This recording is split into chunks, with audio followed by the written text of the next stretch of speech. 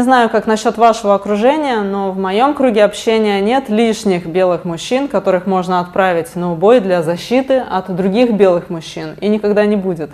Может, кто-то позволяет себе разбрасываться их жизнями, но я против. А то, что это в итоге происходит, доказывает агенду против белых, поскольку если бы целью было просто ведение войны, современные технологии давно позволили бы убрать людей с прямого контакта и перейти чисто в дистанционный формат. Сотни тысяч белых были убиты в 2025-м. Это, конечно, не идет ни в какое сравнение с 60 миллионами жертв большевиков, но для меня потеря даже одной жизни – непозволительная роскошь. Войны прошлого века, включая Первую и Вторую мировые, можно рассматривать как искусственные конфликты, в которых одни и те же белые народы сталкивались друг с другом, фактически братья против братьев. И я думаю, не я одна в курсе, так как по грубой прикидке 5 миллионов белых отказались участвовать в войнах последних лет по тем или иным причинам. Но это ведь только одна сторона медали. Другой момент – это денежная подпитка этих сатанинских войн. Биткоин лишает войну и культ смерти их главного ресурса – денег. Без денег война превратится в очень короткое событие. Люди не готовы напрямую финансировать войну, поэтому государство печатает деньги и размывает стоимость собственной валюты. На 2022 год денежная масса в России была 60 триллионов рублей. Денежная масса на сегодня 130 триллионов рублей. Это просто данные Центрального банка и макростатистики. За последние несколько лет денежная масса фактически удвоилась. Было напечатано еще 70 триллионов рублей, а значит, твои деньги стали занимать меньшую долю от общего объема. То есть их реальная ценность снизилась, даже если это не выглядит как ровно 50%, потому что рост цен распределяется неравномерно. То есть ты не платишь налог на войну отдельной строкой, ты платишь через потерю ценности, которая вызвана неограниченной печатью. И это не какая-то особенность отдельных стран, так устроена вся система. Расходы государства перекладываются на население. Это люди зациклены на госденьгах, а не я на биткоине. Я открыта к любому решению описанной проблемы. Просто на данный момент не вижу других децентрализованных безопасных денег, чем биткоин. А они закрыты для любого решения, кроме госденег. Так кто из нас внутри системы, а кто пытается из нее выйти? И люди вольны игнорировать биткоин всю свою жизнь, просто не участвовать – это тоже выбор. Однако последствия у него такие, которые ты не контролируешь. Всю жизнь человека разводит фиатная система, но пирамида для него это биткоин. У него прямо перед глазами за последние пару лет его сбережения обесценились вдвое, но он все еще ищет скам где-то на стороне. Это что, действительно так сложно увидеть? Почему-то оказалось, что невероятно сложно. Даже люди с финансовым образованием до сих пор не понимают, зачем вообще существует биткоин. Это уже само по себе многое говорит о современной экономике. Полная зависимость от печатного станка. В итоге-то они все равно поймут, просто каждый поймет по той цене, которую заслуживает. Я экономист за 6 лет учебы. Мы не проходили частичное резервирование, историю денег и прочее. Самостоятельно разобралась. Ну, вроде все подорожало немного. Через десятилетия превратится в «а где мои деньги вообще?» Это то, как выглядит фиат, если его подпечатывать не пару лет, а десятилетиями. Потом у тебя на счете останутся те же цифры, но они уже не купят ту же жизнь. Ты можешь думать, что какие-нибудь олигархи воруют у тебя, ну, потому что они богатые, обязательно забрали это у тебя.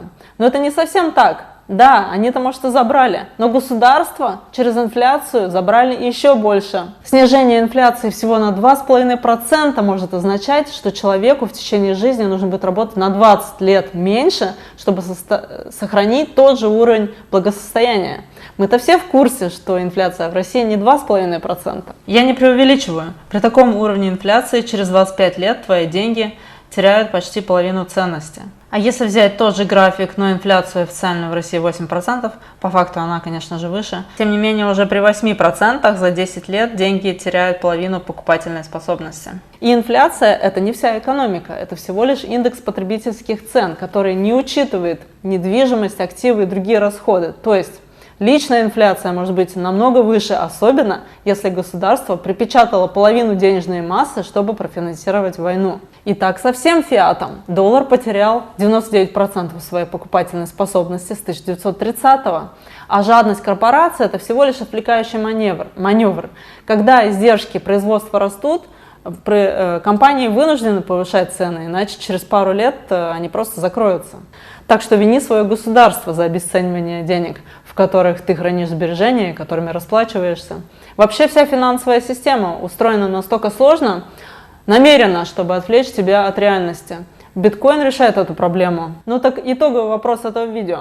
Вас спросило государство, готовы ли вы потерять еще половину своих денег в следующие пару лет, чтобы продолжать участвовать в конфликтах? Нет, не спросила. Ни одно государство мира об этом никогда не спросит. Поэтому единственный долгосрочный способ прекратить посылать белых на убой – это лишить государства возможности незаметно финансировать конфликты через обесценивание денег. Разумеется, сама система против, поэтому глава ЦБ РФ Эльвира Набиуллина выступает против использования биткоина. Криптовалюты мало похожи на деньги, это явление не до конца понятно. То, что вам что-то непонятно, не означает, что это не работает. Это означает, что вы смотрите на это через рамки старой системы, в которой сами же и находитесь. Это означает, что деньги наконец-то стали чем-то, что не проходит через вас. То ли это актив, то ли это имущество, то ли это права. Такие споры есть, потому что это явление не до конца понятно. Биткоин – это деньги, которые работают без Эльвиры Набиуллиной и вне центральных банков. Именно поэтому он не укладывается в их категории и не нуждается в их понимании для того, чтобы существовать. Это высоко спекулятивный, волатильный актив. Те люди, которые покупали биткоин за 20 тысяч, представьте, сколько потеряют сейчас, если возникает необходимость продать. Сейчас, правда, это купили по 20, продали по 77. Какой ужас, ваши деньги выросли в 4 раза. А теперь представьте, сколько потеряли те, кто с тех пор держал в рублях, и у кого не было опции не продавать, поскольку деньги обесцениваются автоматически. Не секрет, что криптовалюты используются для отмывания незаконных операций в силу анонимности, и, конечно, нас это не может не беспокоить. А в рублях что, у нас никто не ворует? Да половина богатства всей нашей страны сосредоточено у 1%. И все это прошло через рубли и банковскую систему. Переведу на более приземленный язык. Если вы воруете внутри системы, вы олигарх. Если вы просто пытаетесь выйти из нее, вы преступник. Вообще-то деньги изначально создавались как инструмент обмена и означали анонимность. А know your customer – это уже не про деньги, это про контроль над теми, кто и как именно ими пользуются. То есть это уже надстройка системы наблюдения, а не свойства денег. Конечно, Набиуллина не одна такая. Вся система против того, чтобы шли мимо нее. Анатолий Аксаков, председатель комитета Госдумы по финансовым рынкам и ключевая фигура российского криптозаконодательства почему-то. Выступая в государственных СМИ, Аксаков сказал, что в законе нет двусмысленности. Законодатели утверждают, что деньги должны быть выпущены и контролироваться государством, а частные цифровые валюты не соответствуют этому стандарту. Государство сказало, что деньги должны контролироваться государством.